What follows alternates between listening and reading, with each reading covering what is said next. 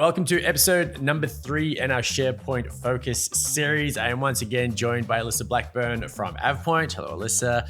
And hello, Mia Tate, of course, our Microsoft M365 practice lead. This week, again, it is this fortnight.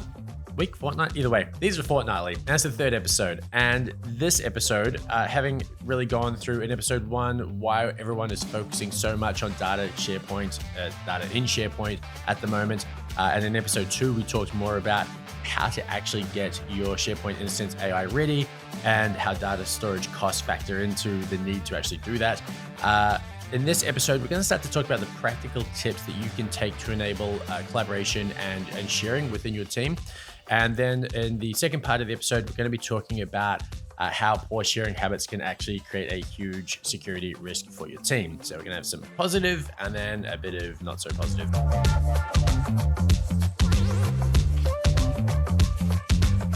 Let's start with one. Let's start with the practical ways you can enable sharing and collaboration within your SharePoint instance. I don't know where to start that conversation. Mia, where do you want to take it to kick off? Look, I think the best place, to lead into this, we've talked about, being data ready. So having our data ready. And so as a part of that, we wanted to consolidate our data. And so we know where our data is and we know what our data is. So that's the prerequisite for this conversation, right? Have your house in order. Yeah, have your house in order. We know that your content is in these, sites, these locations. Now what? And so the beauty about SharePoint is, and we're getting kind of quite specific here, but that's good. We need to. You have so many different settings that enable so many different scenarios. And because we know that the wrong answer is to have everything open to everyone and everyone can share everything. But we also know that locking everything down and locking everyone out and stopping people from doing a lot of things is also not the right answer. So what is that balance and what does that look like? We often talk about that spectrum, right? Between being the sort of department of no as an IT team and being the just pack of cowboys where anything goes, which leads to the risks we'll next cover, but yes. Yeah, and so I think one of the best things I got told when I was learning about SharePoint a long time ago was nothing that is secure is ever easy. And I think keeping that in the back of the mind, and I always tell that to people because they usually come into this situation and they're like, oh, but Google's so much easier, or, we can do this so much easier in other platforms. And I'm like, well, yeah, but Microsoft is in the business of security and nothing that is secure is ever going to be super, super easy. And we just have to respect that. So we know where our data is. So we then can set some tenant-wide settings. So think of it like a big old umbrella across not just SharePoint, but also Teams, OneDrive. So we have the ability to set some tenant-wide settings around what the base level allowance is going to be. How permissive do we want this data to be, or users to be able to interact with it? And then from there, we can lock down and be more specific with different areas. So we need to know, I guess, the use cases and the scenarios for the data and the why. So, who's interacting with it? Who's the audience? What needs to happen? A day in the life of the role of the person that's managing the content or the users that are managing this content or interacting with this content. And then we can kind of get the parameters sort of set up and the different security and governance set up around that. So overarching, we come up with some ideas. So it could be something like, as a basis, we don't want the anyone link share option on. We want to make the default link share, people that already have access or people in not the, people in this organization. We'll get into that in the second part. And then we might also say we don't want everyone to be able to create 365 groups. We might want just this particular role or roles to be able to do that. We want to make sure that any, content that looks like this personally identifiable information is going to not be able to be downloaded or shared or whatever. So you set that sort of as an umbrella. And then from there, you can go into the specific sites and go, cool, we're going to set some expiries for links at this amount, and we're going to By site, of course, like sales and marketing or yes, admin or whatever. exactly. Okay. Sorry, yeah. So, and then from there we can, create sort of different automations, and you can go really have a lot of fun from there. But it all comes down to that audience, why, and the level of security that's needed and all that sort of stuff. So Alyssa, talk to me. I think there's a really delicate balance though between security and collaboration. Yes. And you sort of said, you don't want to have everything just open to everybody. Hard agree, by the way. But in the same time, you also don't want to have everything locked down, because then that's going to stifle collaboration. So my whole thing with the security has always been, just because you can doesn't mean you should. Because good life motto. Oh yeah. But you really do need to assess like where it's appropriate, kind of thing. And so how many times have somebody like sent you a link to something, you click on it, oh no, sorry, no access, have to request access, things like that. It's really, really frustrating, but it's because maybe we've gone a little bit over the top with security, and now we're starting to stifle collaboration. But at the same time, you can't ignore the security factor of it either, and have everything open to everybody. So I think that collaboration and security is an incredibly delicate balance, and it's not a one size fits all either. Great point. Yeah. I think people are they come to you and they're like, well, what are other businesses doing? And I'm like, well, they're not you. So maybe we should talk about your scenario and what you're doing as an organization, and then we'll give you some examples. But every single business, we are talking about the same things. Okay, so practical tips wise, first off, realize that your needs are going to be different, and you need to understand what those are. To what extent are you willing to have an element of risk versus how important is collaboration? What are your baseline requirements from a security and governance perspective? Okay, and that's obviously specifically around the data side of things, because at the end of the day, it can incorporate so much more, But here we're just talking about the data interaction. And because you've already done those awesome assessments and planning from our previous episodes, you're already on top of all of that. This stuff should be easy. This is like walk in the park stuff, right? Absolutely. Love it. So how do you see like things like instead of groups being used to determine permissions around accessing a document versus an individual, like proliferation around individuals adding individuals, like what things should businesses be doing to, I guess, best keep their policies in play and adhered to? Like, are there any just sort of things you see time and time again, you're like, that shouldn't have been done? So first of all, I want it on record that I hate individual security with the power of 1,000 suns. Okay, that's a lot. Yeah. That's a lot of power. Hate it. So isn't it funny? The classic situation, though, it happens all the time, right? We're going to introduce this thing to make it really easy for end users. Administrative nightmare. Mm-hmm. And yes, totally agree with you there. It has opened up the biggest can of worms and drama now with users. So usually if we're doing an audit, the first thing we sort of say to people, do you want decentralized or centralized? Because if you want centralized, then it means someone internally needs to manage this, or an IT company needs to manage this for you.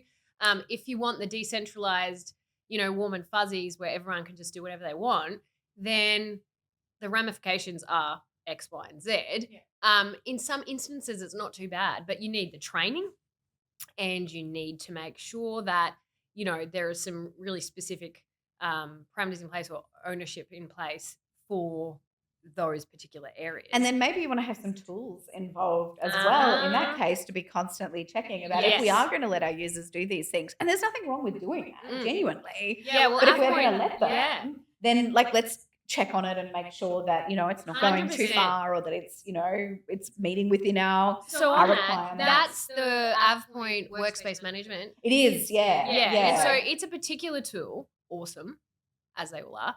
But this one allows you to basically prompt. So you set up, there's parameters around setting up a new group. You tick and flick a form. What is the purpose? Who needs access, blah, blah, blah. But then it does like this follow-up that goes, cool, is this all still relevant? Which is brilliant. Yeah. And also things like, hey, you've shared it with these external people. Yeah. Do they still need access to it? They've had it for 18 months now. Do you still want them to have access to it? On that practical tip standpoint, then, I mean, are there default settings around how long a link, external link particularly, is actually valid for? 100%. Yeah. Yeah.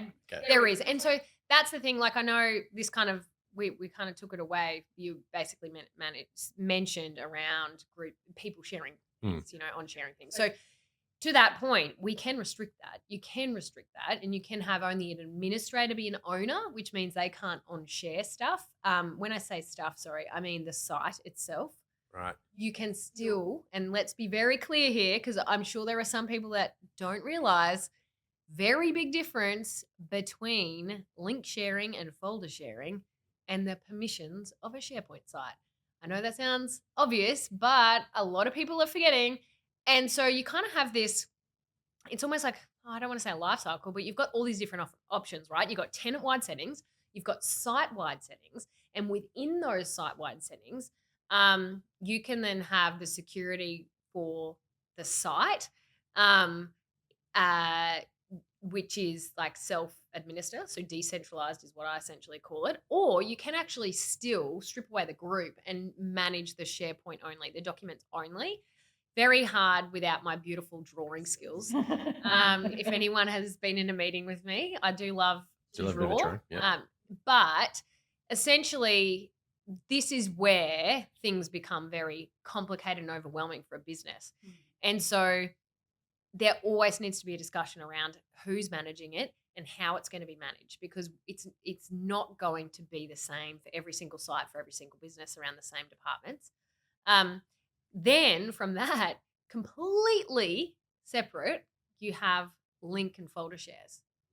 And this is where we come into this whole subject around oversharing and breaches of information without people even realizing it. It is actually, no, we'll touch on DLP next, going into that. But so I guess actually, I'll just taking a slight offset here. There was something I got from our friend Jack this morning, and just the things he was going to talk about around the actual guard features. So within the guard, what we call guard, what within those actually relates to I guess the specific subject around shareability? Is there anything in there that we're actually helping IT decision makers and IT managers with around that managing collaboration 100%. shareability? So we can't manage anything unless we know what we're managing, right? So the first thing that guard will do, so guard is our baseline service offering, Which is included in some of our support plans or individually, support but yes. includes guard.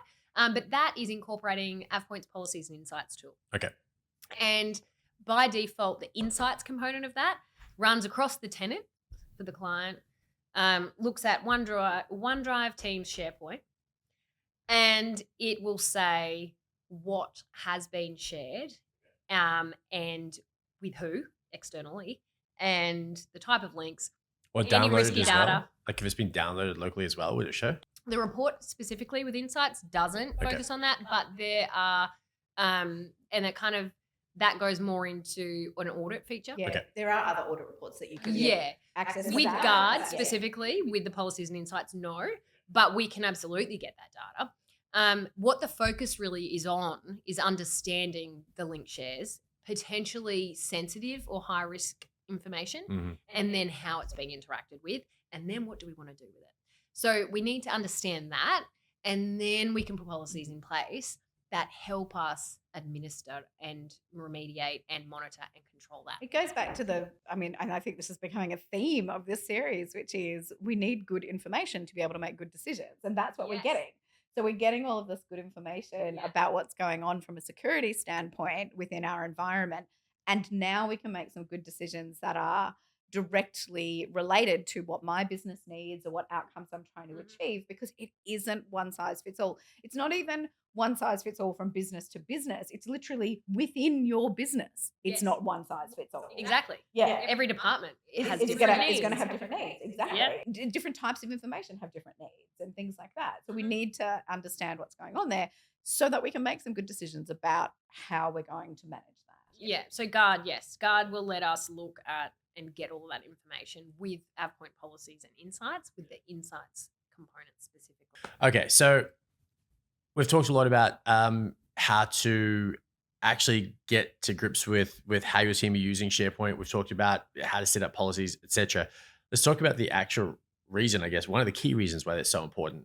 Security breaches are huge. Your data is often your IP. It is also probably the thing that holds the most value for your business and also the greatest risk. So let's talk about how poor sharing habits and potentially poor policies lead to security breaches. What are the most common scenarios in which people get caught out? Before we do this, can I just confirm we've brought a soapbox in that I can stand on while we talk You may about preach. this? You may absolutely preach. 100%. Yeah. Okay. Alyssa and I are now best friends. Oh, we Okay. totally are, Yeah. honestly. Just a couple of nerds, Yeah, you SharePoint just loving become my nerds. best friend. Yeah. Okay. Nerds nerding out on SharePoint security stuff. Oh yeah. Love it. Okay, so my biggest bugbear with this is when organizations like swing the pendulum all the way to one side and either do absolutely nothing and it's just a complete free for all, or all the way to the other side and then don't allow anything at all. Nightmare. So, and both of those things, one of them just leads to chaos within your environment. The other one leads to chaos outside of your environment. So you actually have no control over it. So if you don't sharing is an incredibly important part of collaboration. Yes. And if you don't let people do it, then they're going to find other ways to do Well, it. side note, why, what did we do before we had link shares, right? Attach that to an email Yeah. and Yeah. send it off. I was honestly going like, I can't remember. But yeah, okay. Yeah. Cool. So, Yeah. how did we get here? Well, we got this awesome thing, which Yeah. was link sharing. Mm. So, Yeah. everyone was like, yay, it's going to protect me from myself, which is Yeah. what I, say in my training. However, we've now, seen that, and this isn't a new thing, by the way, No, is it? not Like, at it's all. not No. like... No. It's just that with the introduction of AI across workspaces, people are now got a little magnifying glass looking across everything, or they've introduced it and realized pretty quickly, okay, this thing gets access to stuff we didn't realize it.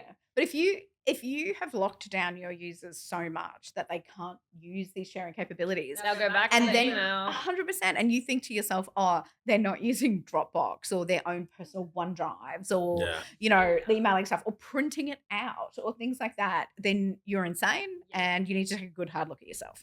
So ultimately, yeah. you're saying that one of the biggest causes of data leaks is overzealous IT departments. And the other way. And the other way, Okay, which or is just no underzealous. shit's given.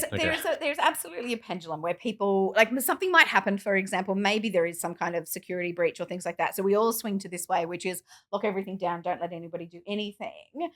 But then we may not have had you may be fortunate enough to not have the experience, which is, oh no, we're completely fine. We'll be over here in that we'll let it just be an absolute free for all.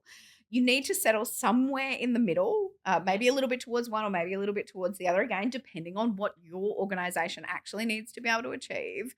But if you go too far one way or the other, then you are just You are the opening reason this yourself is up. happening. Yeah, that's exactly right. That's exactly right. I wish we could be more polite about it, but it's not possible. No, I'm not very So, polite. yeah. I don't Not with think- that, not without wanting to be, no. So I think so with that in mind, I think the thing that we find, so right, we do audits for businesses all the time. I've been doing them for a long time, probably about 7 years now. And one of the things we see is what Alyssa said, but then also they've toggled it down to a little bit less permissive, not all the way off, but it's kind of like, we'll allow some guest users in, we'll lock it down so that you can't share free for all. Mhm. But then they don't understand that there are different link types for different scenarios. And so a little bit to that point is, people don't understand that for a lot of it, a lot of the link shares, the default is people within this organization. Little blue suitcase, if you click the settings on your link share, you'll see. And if you actually have copied that link and you've shared that immediately opens that folder or file to the whole organization. Mm. So immediately when we do audits, we see it 100% of the time is that is on somewhere, even if it's not tenant-wide, but it might be on for a site or something. and more data than expected is open to more people than it should be. And for larger organizations, it's basically just as risky as sharing it external. So that's one. But then the other thing is, if you then go and share that link, say, with an external party, then the external party will click it and go, I can't access this. And the person will go, oh, I don't know what's wrong. I'm just going to download it and attach it to an email. So then you're in trouble from that perspective, because you're like, well, what are they then doing with it? What's happening to it? We've got no idea. Whereas if it's a link share, we can monitor what's going on when they've downloaded it. So there's that. But then we obviously, if we understand that and then we go, cool, well, we're going to make the default link people that already have access, and it respects the SharePoint permissions that we've already talked about, right? So we've got the overarching site permissions. We're now sharing a folder. We can share it with our team or a file with our team, and we can put it in a Teams chat or an email and go, hey, here's the new folder of files I created, or here's the file I've got, and we can all collaborate. Happy days. And if that gets shared outwards or to someone at other department, sorry, you don't get access. Perfect. But if those little settings aren't tweaked, then, and there's no training, which is probably 80% of the time, I would say, then people don't even realize that they're exposing the data. And this isn't even talking about sharing externally, really. This is still internal stuff. And now let's add AI to this. Oh, 100%. And like let's go back a couple of years in time when ChatGPT sort of first made its really big splash into the market. Remember the case of Samsung, where a whole bunch of Samsung engineers uploaded a whole lot of test data or test documents? I don't. Well, they did. They uploaded a whole lot of test documents to ChatGPT to kind of, play around with some of the features and use it and things like that. But because anything you give to ChatGPT, it uses to learn, all of a sudden people now had access to a whole bunch of test plans and things like that from Samsung products that these engineers had just uploaded and didn't they get very hacked? publicly. Yeah. Yeah, and then all the devices were like, oh, we're listening to you. Yeah, exactly. So there was a whole bunch of ramifications from something like that. So it's not even just about, oh, I've shared this link with the wrong person or things like that. It's sharing in general, which is what happens when I share this with an AI tool. How is it going to process the information, or how is it going to be reused or potentially used to train other models and things like that? So there's a whole bunch of considerations that needs to go into effect. Like Samsung basically opened the door and said, hey, here's a whole bunch of really expensive IP that you can now all have, which, caused some fairly significant issues for them, definitely. So I think that there's a whole bunch of stuff that you can and should do with tooling for sure, but there's also an education factor in this as well. So one of the things we do at AvePoint, and we all kind of roll our eyes a little bit about it, but I think it's actually really clever, is that every now and then our IT sends us phishing attempts. Oh, yeah. And so, funny story. I always, when we get them to at first work, so I'm like, go me. I got it. Yeah, that's right. It's so funny. When my son was really little, he couldn't say phishing, so he used to call it pishing. So every time I see the phishing emails come in, I say it's a phishing email. That's cute. So he was always going phishing. But like if you get it wrong and you click on the link where our CEO is going to send you a $50 Amazon voucher or something like that, you then have to go through a little 2-3 minute training session to remind you of, no, just hang on a minute, like check this out, things like that. So I think user education and communication and making sure that they're aware of these things is a really critical factor. I love that, because we've talked about nothing being set and forget anymore. Yeah. Reviewing your data, consolidation of your data, monitoring, securing, governing, educating. Yeah. Oh my gosh. Yeah. We need to be ongoing educating. Here's another Privacy Act fun fact. Oh, is that the Privacy Act actually requires organizations to train their staff now. Oh, wow. Yeah. So that's one of the new provisions in the Act, is that staff must understand their requirements and responsibilities under the Act and be trained regularly in it. So you don't have a choice now. You must train people in this kind of stuff, in data security and things like that. So Love training. the Privacy Act coming back for us again, like in a really good way, I think, definitely. I'm real, yeah, exactly. I think the A thing lot, there but is that's another episode. guarding against user behavior, user error is a full-time job. And if we're going to talk about, well, we have talked about how poor sharing habits lead to security breaches, the trick in terms of addressing them is training and oversight on an ongoing basis.